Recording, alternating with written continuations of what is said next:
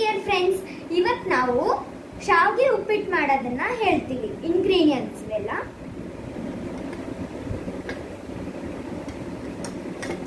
ಹೆಚ್ಚಿಕೊಂಡಿರೋ tomato ಮತ್ತೆ ಒಂದು tomato, ಒಂದು ಮೆಣಸಿನಕಾಯಿ ಹೆಚ್ಚಿಕೊಂಡಿರೋದು,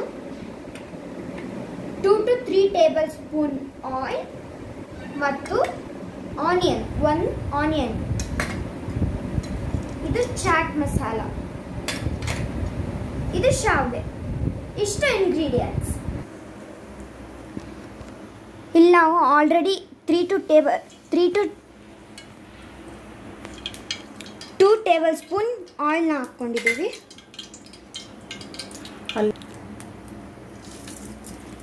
ಸ್ವಲ್ಪ ಜೀರಿಗೆ ಹಾಕ್ತಿದ್ದೀವಿ.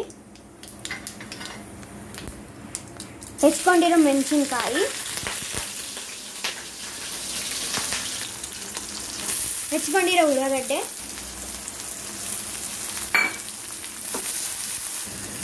ಒಂದು ಟೇಬಲ್ ಸ್ಪೂನ್ ಉಪ್ಪು ಹಾಕ್ತಿದ್ದೀವಿ. ಇದು ಕೆಂಪು ಹಾಕ್ತಕ್ಕ ಹೆಚ್ಚಿಕೊಂಡಿರೋ ಟೊಮ್ಯಾಟೋನ ಹಾಕಬೇಕು.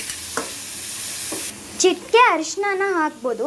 ಅವ್ರಿಗೆ ಸ್ಮೆಲ್ಲು ಕಲರ್ ಇಷ್ಟ ಆಗಲಿಲ್ಲ ಅಂತಂದರೆ it's optional. 2 bowl water.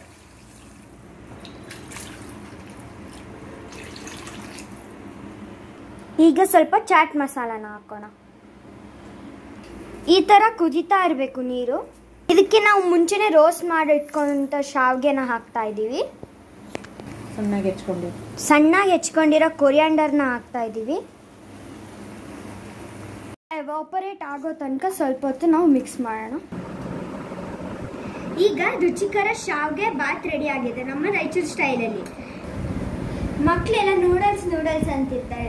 Noodles ಬಿಟ್ಟು ನೀವು ಇದನ್ನ ಪ್ರಿಫರ್ ಮಾಡಿದರೆ ನ್ಯೂಟ್ರಿಷನ್ಸ್, ಪ್ರೋಟೀನ್ಸ್ ಎಲ್ಲ ಸಿಗುತ್ತೆ.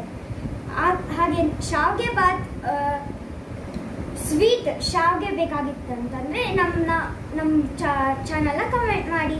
Thank you, bye.